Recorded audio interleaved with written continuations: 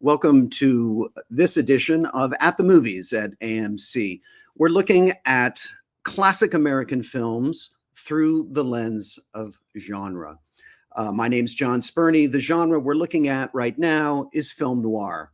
Last time we looked at what is considered to be maybe the most classic and paradigmatic film noir, that is Double Indemnity from 1944 by Billy Wilder. Today we're going to be looking at a more modern take on the noir genre, and our film today is Chinatown from 1974, directed by Roman Polanski. And I should just say up front, if you have not seen the film, this discussion will be sort of useless for you, and it contains spoilers that could impinge upon your enjoyment of the film. So if you haven't seen the film, please go watch the film. This stream will be shown on VK later, and you can come back and watch it. But you really need to see the film first to appreciate what we're going to be talking about here. So film noir's peak as a commercial genre in the United States was in the 1940s and the 1950s.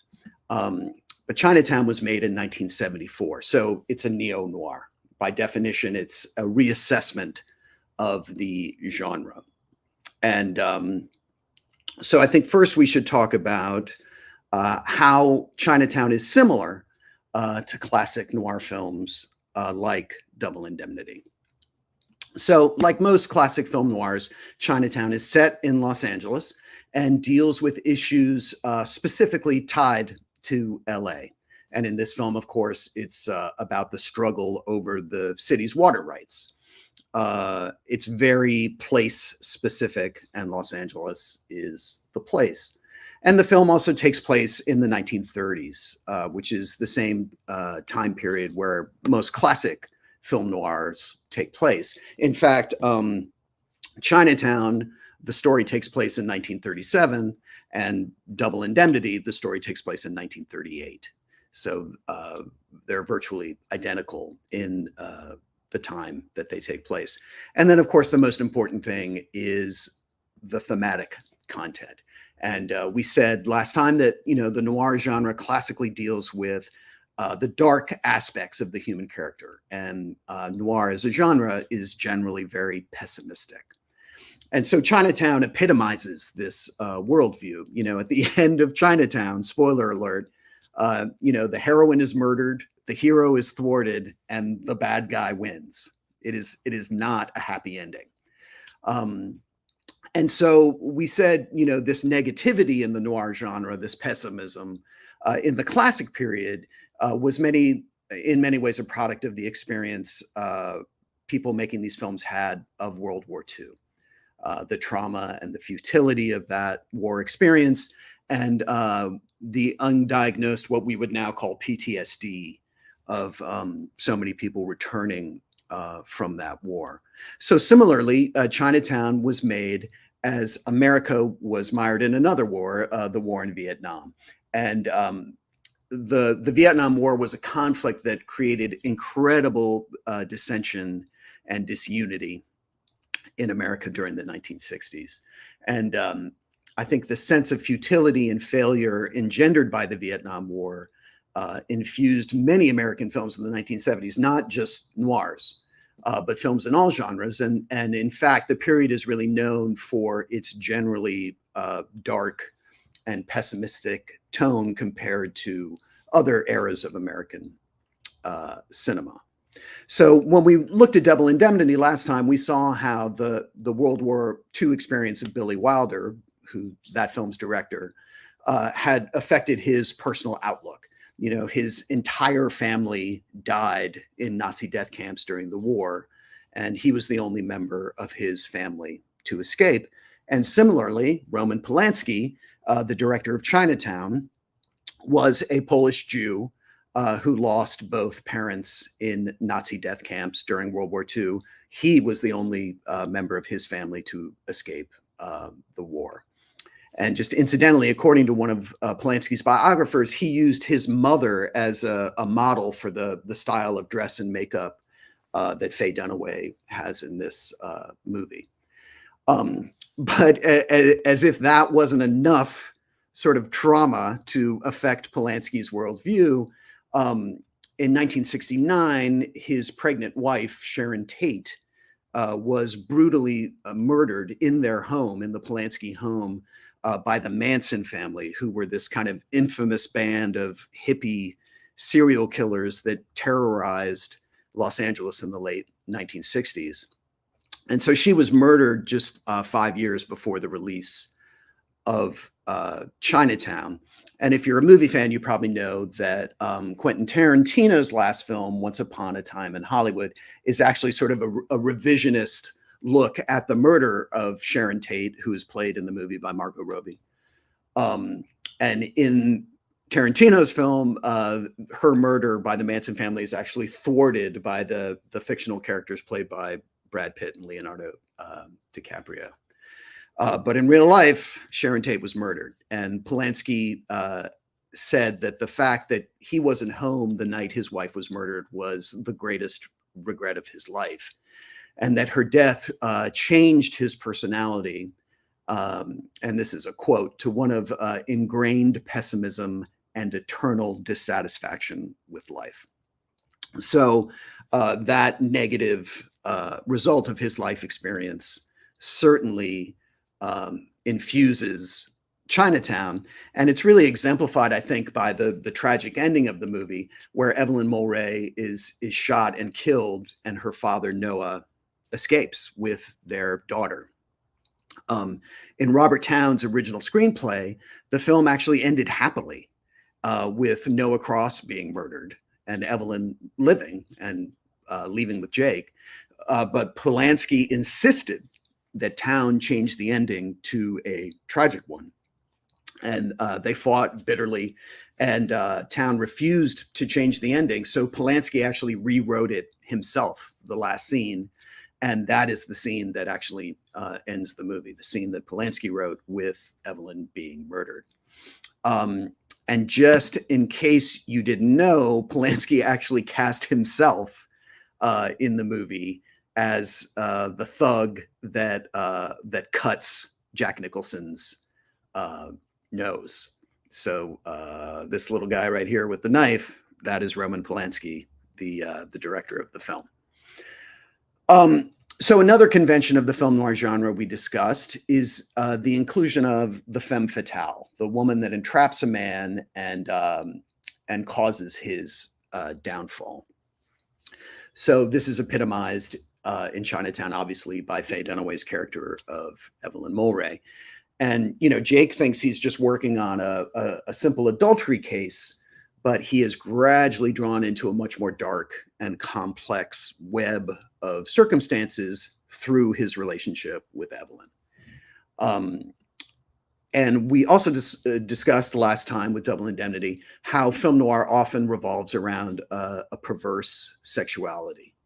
In the classic era, veiled because of censors. But obviously this is epitomized in Chinatown because the entire plot of the movie revolves around the incestuous relationship between Noah Cross and his daughter Evelyn, which ultimately results in her death.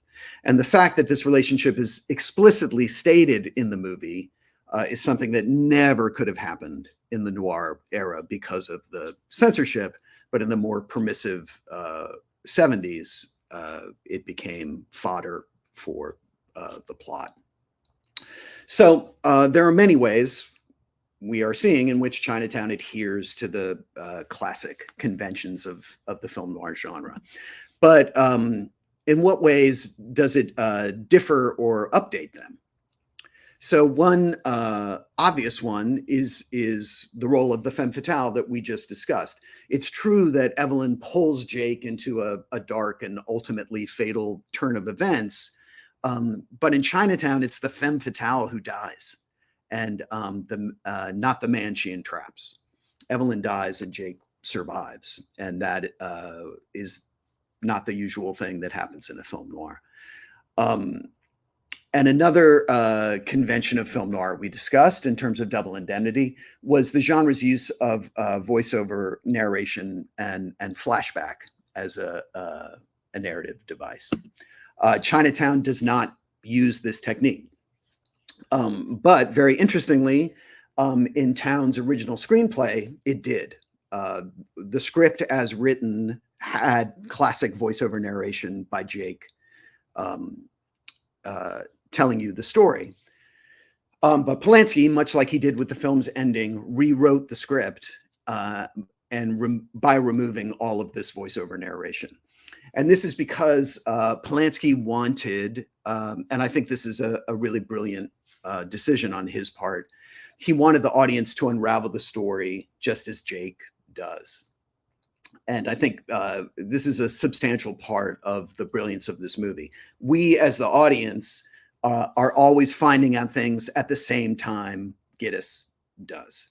The audience is not given any more information than what he has. So we are, in effect, solving the case with him. When he's confused, we're confused. When he learns something, we learn something. When he makes a connection, we make a connection.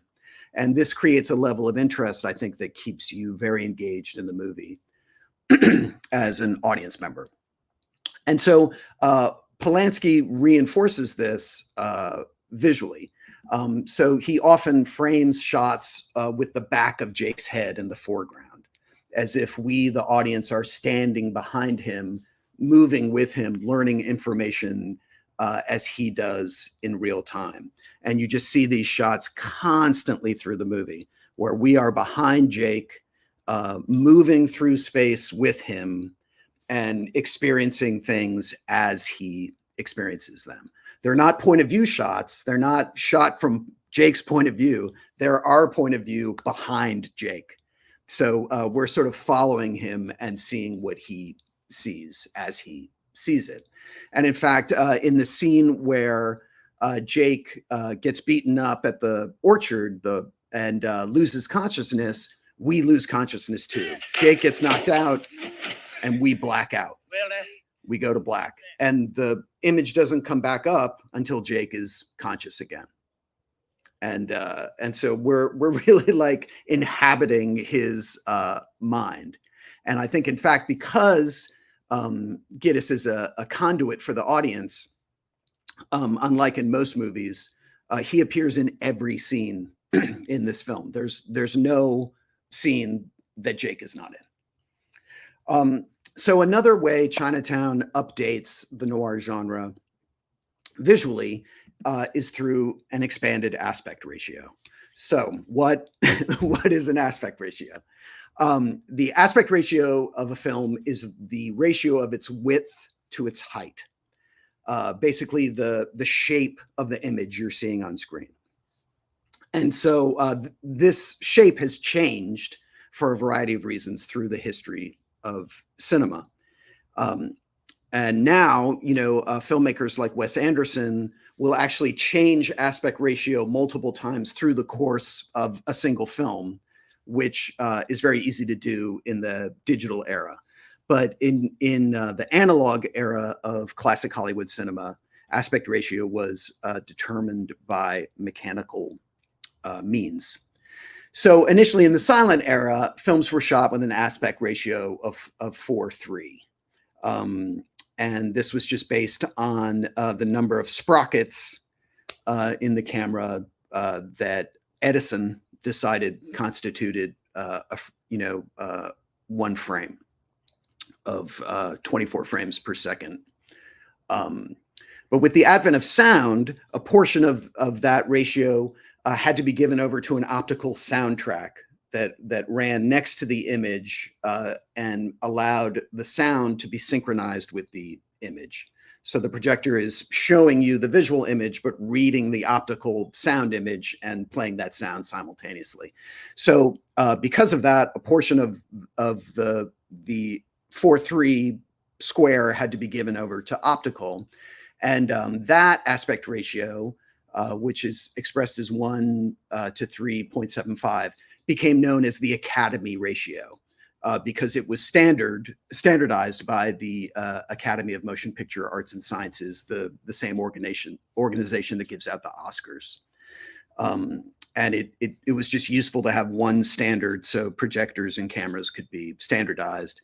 and the Academy ratio became the standard ratio for all Hollywood films during American cinema's golden age, including Double Indemnity, which was shot in this ratio. And a lot of people think of the Academy ratio as being an important part of noir's visual iconography because it's a box. It's as if the people are sort of entrapped in a box. But in the 1950s, Hollywood suddenly had to compete with the new popularity of television. People could watch filmed content at home, which had not been a possibility before. Films were no longer the only source of visual entertainment. So the studios needed some way to convince people to leave their homes and go to a theater. And the solution was to try and create larger screens with a wider aspect ratio and shoot in color, which would create a much more spectacular, engrossing image than the small, square, black and white images that people were seeing on the small televisions in their homes. And incidentally, when the aspect ratio of the first TVs was standardized, they chose the Academy ratio for the size of the original television screen, because the vast majority of filmed material they were going to be broadcasting had been shot in the Academy ratio in the first place. So they wanted to create these wider images. This created a problem because films were still shot on the same 35 millimeter cameras with the same 35 millimeter film, which records an image that is square, not rectangular. So each studio created its own solution mechanically to overcome this using various techniques. And if you watch movies from the 50s, you'll see all these trademark names for the processes that each studio invented to accomplish this: VistaVision, CinemaScope, Panavision. And they were all different ways of stretching an image so it would appear wider. CinemaScope and Panavision both used a technique known as the anamorphic lens, and the anamorphic lens is what is used in Chinatown.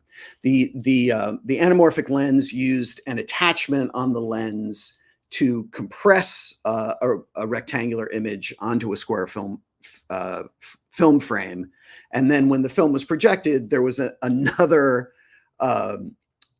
attachment on the projector lens that would stretch it out so it could be projected as a rectangular image and look natural. And so Chinatown was shot in this wide anamorphic technique. So Chinatown has an incredibly wide aspect ratio. It's 2.35 to 1. And so you have this very wide frame, this wide palette to work with. It's much more rectangular than square. And so you don't get the boxed in feeling of the Academy ratio that you have in classic film noirs. That is a big difference between the way this film looks from a classic film noir. And incidentally, if you're ever watching a film, sometimes you can tell that it was shot with anamorphic lenses. And in this film, there's a very obvious moment in the scene where they go to the morgue. Anamorphic lenses create distortion at the edges of the frame. So if you look at these doors in front of them, it looks as if they're bulging outwards. They almost look circular. And of course they aren't. That's a straight square wall. But because of the anamorphic lenses, they're bending the image on the side of the frame and making that wall appear as if it's bulging out. And that's a very common thing you'll see in anamorphic films. And some directors like Steven Soderbergh actually take advantage of it and use that distortion to kind of create a sense of, unease. They use that distortion to effect. And it's more pronounced depending on the lens you use.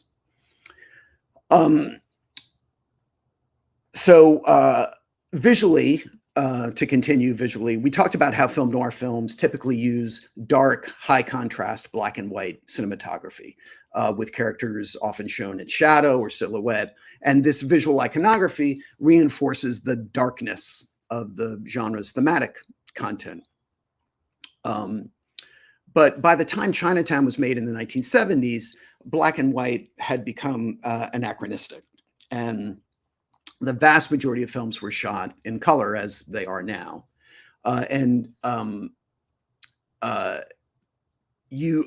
can see this in 70s films like Bob Fosse's Lenny or Peter Bogdanovich's The Last Picture Show, which you're looking at right now.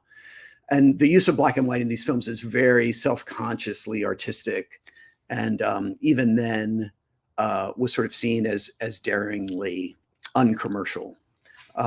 So Chinatown, classically film noirs would be shot in black and white, but Chinatown was not. It was shot in color, obviously.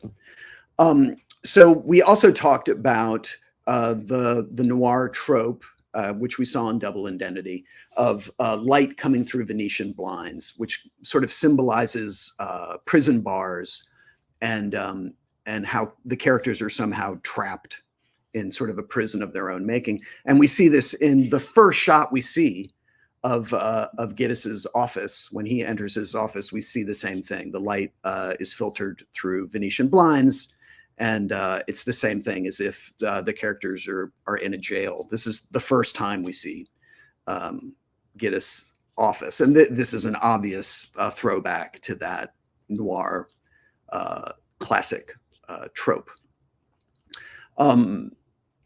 The cinematographer of Chinatown is a guy named John Alonzo. He had previously worked mostly in documentaries. He wasn't Polanski's first choice. They actually shot, the first scene they shot in the movie was the fight in the orchard. That was shot by a different cinematographer. But I think Polanski was not happy with the first guy. He chose Alonzo, I think, because he, being a documentary filmmaker, he could work very fast.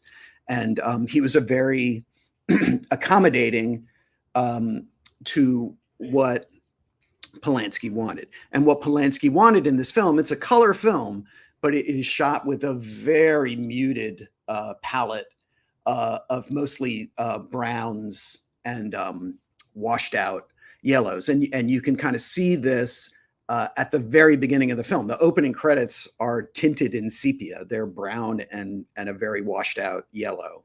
And that just is kind of going to suggest what the film is going to look like color-wise for the rest. You can just see it's always brown that predominates. It's an absence of light. Even in the daytime scenes shot outside in daylight, the palette is very muted. There are no vivid colors. It's all sort of tans, browns, sepias.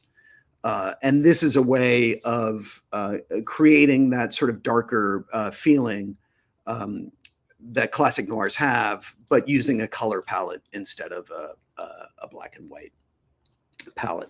And I think there's also a really great thematic thing, because those colors, those browns and sepias and dark yellows, washed out yellows, they kind of suggest the dryness of the desert climate of Los Angeles. They're sort of desert colors. And so the very color scheme kind of suggests the aridity that Noah Cross is taking advantage of in his scheme to divert water for his own financial benefit. And so when we talk about water, obviously water is the overarching issue in this film, but it's also part of the main symbolic imagery in this film. And by the 1970s, films had become much more self-conscious about symbolism. And, you have the first bunch of directors who went to film school and studied previous films and were approaching films from a more academic and self-consciously artistic viewpoint. Chinatown is a good example of this in its use of symbolic imagery. So although the film is fictional, it is based on a series of disputes over water in Southern California that beginning in the 20th century, which really happened. And since the film is about the importance of water, symbolic water imagery really permeates the film. So when Gittes first identifies what he thinks is Mulray's lover, it's actually his stepdaughter, he does so on water. He traps them rowing a boat on Echo Park Lake. The key to the entire mystery, the glasses, are discovered in water at the pond in Evelyn's house. When Gittes goes into Mulray's assistant's office, the first thing we see is an enormous fish on the wall. And the club that Noah Cross takes him to has an enormous fish on its flag. And then when they have lunch there in the club, when Cross and Gittes have lunch together, there's a close-up of the enormous fish on, we literally see the fish on his plate while they discuss things. And of course, the character Gittes is talking to, Evelyn's father, is named Noah, and Noah is obviously the biblical character that survives the flood. And I should mention at this point that the character of Noah, and this is one of the biggest nods to classic film noir in the film, but the character of Noah, the villain, is played by John Huston. And so John Huston was one of the greatest writers and directors of film noir in the classic Hollywood era. So he wrote and directed The Maltese Falcon, which for many people is the quintessential film noir. He also made Key Largo, Treasure of the Sierra Madre, true touchstones of classic noir. And if you haven't seen these films, I really recommend them. Huston, at his peak, was an incredibly talented writer, director, and his films are some of the greatest Hollywood films ever made, but he was primarily known for creating noirs. So casting Huston in such a central role was a very self-conscious tip of the hat by Polanski to his film's debt, to the classic noir films that had come before. Another visual trope, a symbolic trope that we see running through the film is that of distorted vision. Visual representations of flaws in seeing that sort of mirror the way Gittes can't see the truth behind Evelyn's relationship with her father.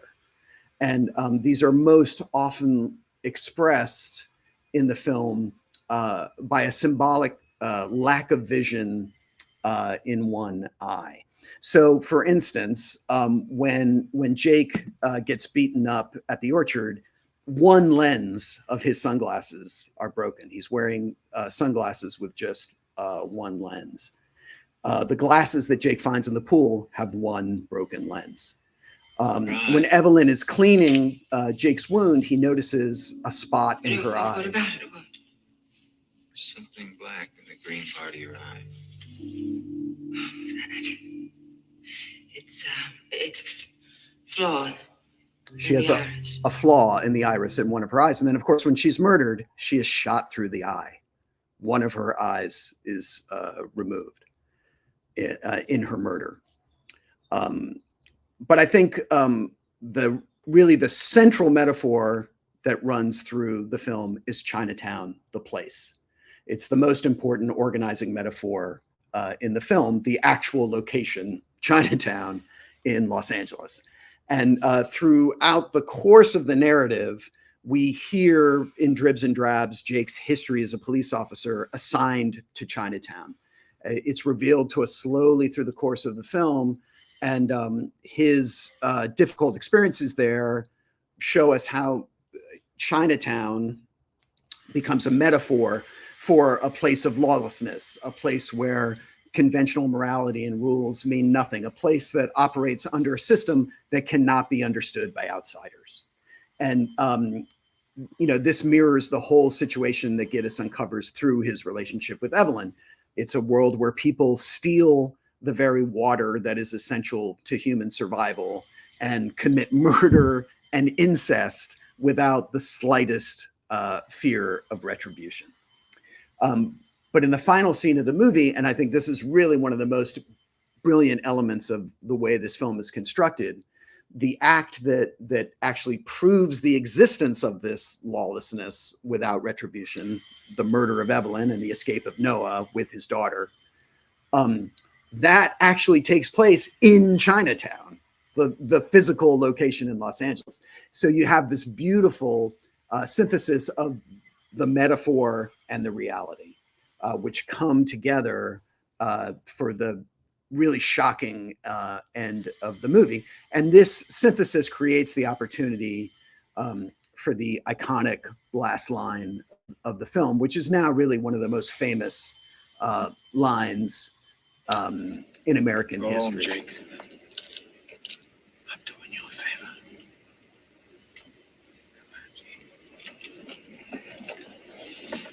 favor. Forget it, Jake. It's Chinatown. So forget it, Jake. It's Chinatown. You know, the world we live in is an absurd one, devoid of meaning or justice, and there's absolutely nothing we can do about it. And that is kind of the entire attitude of the noir genre, you know, distilled down to a single simple line. You know, forget it, Jake. It's Chinatown. Like, there's nothing we can do. This is the world we live in, and there's nothing we can do about it. So Chinatown is a very tragic and pessimistic film, but I think it's a really beautiful and entertaining one as well. I'd like to throw out some further viewing if you're interested in neo-noirs, and in the 1970s they became very prevalent. There are a lot of really good ones. So The Long Goodbye is a Robert Altman film with Elliot Gould from 1973. Takes place in Los Angeles. It's an update of the Philip Marlowe detective movie with Elliot Gould as like a swinging 70s version of a 40s private detective. Night Moves from 1975 with Gene Hackman is a great noir that actually takes place in Florida, like in the swamps of Florida. And it's the actress Melanie Griffith's first film. She was like 15 when she made that movie. Really good neo-noir. Blade Runner is just one of the greatest movies ever made. And Ridley Scott directed it with Harrison Ford. And it's an incredible mix of film noir and science fiction. It's like a science fiction film noir that takes place in the future. Highly, highly recommended. Great movie. Blood Simple from 1984 was the Coen brothers' first movie.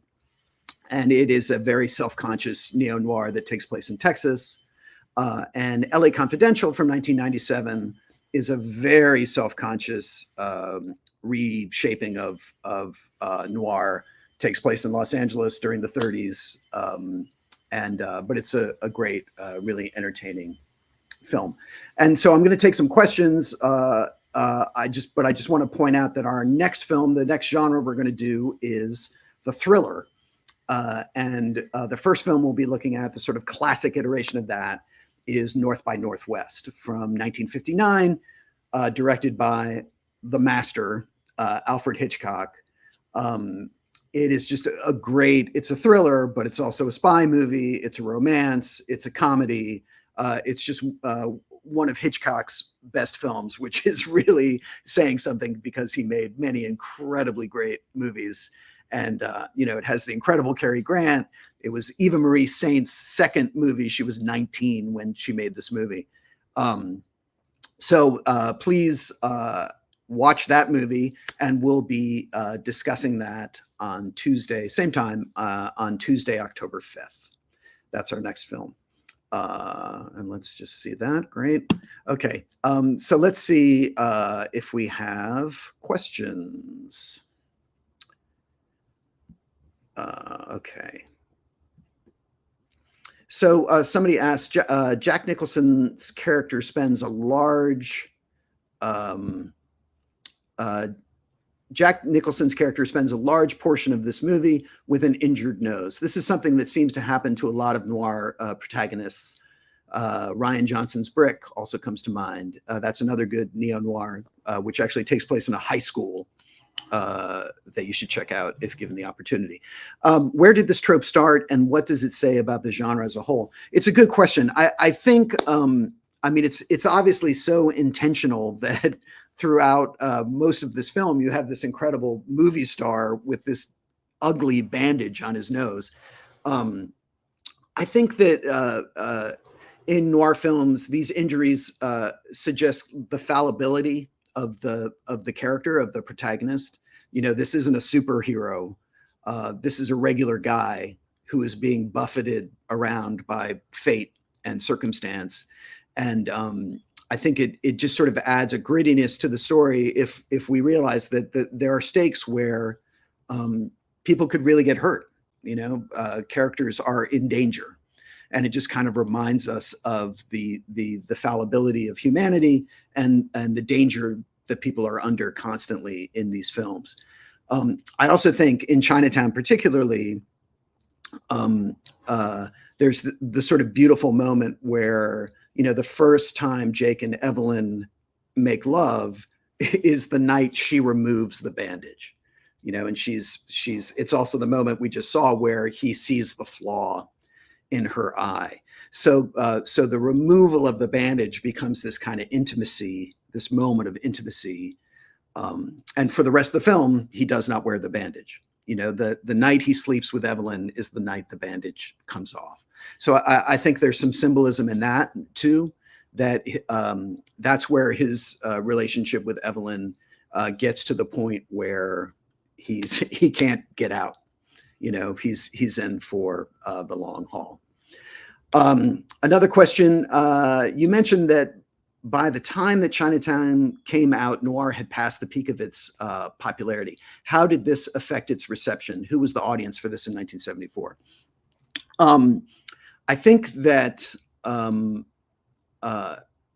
you know, Chinatown was made 30 years after the sort of peak of noir. So it was kind of a time when the genre was up for reassessment.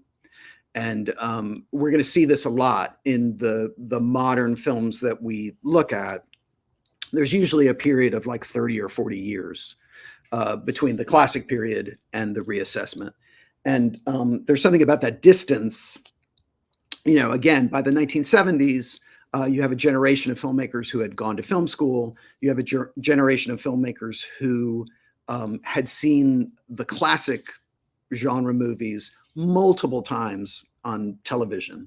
And that becomes even more prevalent later on when you have filmmakers like Quentin Tarantino or Wes Anderson, people who were able to rent videos or stream and basically see anything they wanted as many times as they wanted.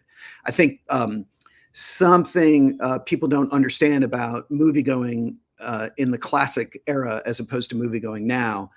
I said last time, you know, there were so many more movies. Basically every weekend, 5 new movies opened. And so for a movie to stay at a theater for more than a week was really, really rare. And people generally saw a movie once and then it was gone and they never saw it again. There wasn't television to see it again. There obviously wasn't streaming or, you know, DVDs or whatever. Like, movies had a very ephemeral life. And that was true basically, you know, through the 1970s or 60s.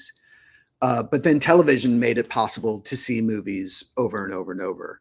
And I think that engendered a real appreciation for classic Hollywood and for genres specifically, because it enabled people to see multiple examples of a film in a certain genre and learn that there were conventions. And when those people became filmmakers like Roman Polanski, or, you know, a much, you know, somebody like Quentin Tarantino, who's just seen every movie ever made and, you know, digested every genre trope.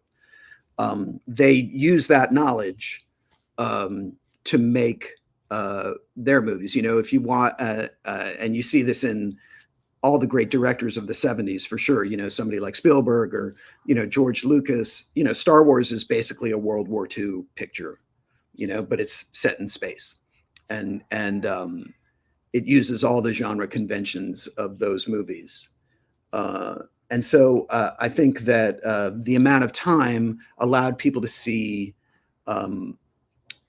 lots of instances of a genre and feel that they had enough distance to comment on it and do their own take on it.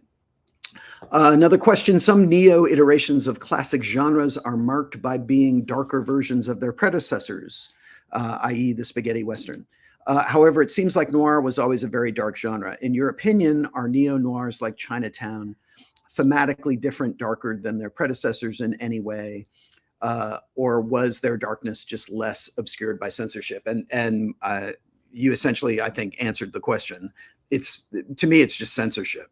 I mean, noirs from the 40s are incredibly dark in what they say about humanity. And, everyone is driven by greed and lust, and all of those films basically result in people's self-destruction. But because of the censorship of the time, the sort of grittier aspects of the stories are inferred and not stated explicitly. And by the 70s, we should probably explain that, in the golden era of Hollywood, there were no ratings for films about content. There was just a central office that told filmmakers what they could or could not show. So something like incest, which is the basis of Chinatown, could never even be, it could be hinted at in a very circumspect way. And one of the sort of real, in a weird way, joys of watching classic Hollywood movies is figuring out what they're trying to tell you is happening, but cannot say explicitly. And that happens a lot in classic Hollywood films, especially in terms of homosexuality or, certainly incest. These are things that would be hinted at in a way that just goes out the window once the film rating system is invented in 1968. So Chinatown was rated R, so only adults theoretically could see it. So there's nudity in it. There's discussions of incest that never could have happened in the classic Hollywood era. So I think the increased darkness of the neo-noirs is really just they were allowed to explicitly say things that in the classic Hollywood period could only be inferred or hinted at. Another question, even though Chinatown is a neo-noir, it's now over 50 years old. It's true, it's embarrassing. How else has the genre progressed and modernized over the past 50 years, and what are some of the key milestones? I think, and again, this is something we're going to see in other genres. What happens, there's usually an initial reassessment that is very respectful of the original genre. And that happens a lot in the 1970s and 1980s. More recently, what we see is genre mixing and taking two genres and kind of putting them together using the conventions of both. So in terms of noir, I talked about this in the further viewing. A great example of that is Blade Runner. Blade Runner is absolutely a noir film about a detective try to solve a case. There are literally shots of light coming through Venetian blinds. It uses all of those tropes, but it takes place in the future, and there are flying cars and robots, replicants. And that film actually, I actually wrote my thesis in university about eye imagery in that film. That film has very similar, like the eye imagery we saw in Chinatown. The flawed vision. There are many, many eye metaphors in Blade Runner. It uses the same sort of iconography. But like I said, it's a sci-fi movie. And similarly, the Rian Johnson's film Brick is a film noir with a detective of sorts and hard-boiled noir dialogue, but the entire story takes place in a high school, and all the characters are kids, are teenagers. So that's kind of a genre mixing of noir and the teen movie, like a John Hughes teen movie. So I think that's, the reassessment of a genre gets to a certain point, and then you get mixing of genres. And there's also, and we'll see this when we look at Westerns, we're going to look at Stagecoach and then Unforgiven. Unforgiven, it's not really a reassessment of the genre. It's a negative. It's like a complete upending of the genre. The only way it respects the conventions of the original genre is basically by refuting all of them. So, genre is such an important framework for American cinema, because it can create expectations and fulfill them, but it can also thwart them. And filmmakers over the course of cinema history have done both. So that's it. I want to thank you for watching. I want to thank you for your questions. And I just want to remind you, I have to check the date, I think. Tuesday, October 5th will be our next film. And as I said, we're going to watch North by Northwest, a great Alfred Hitchcock film, and talk about the thriller genre. So please watch that film, and I'll see you on October 5th. And thanks for watching.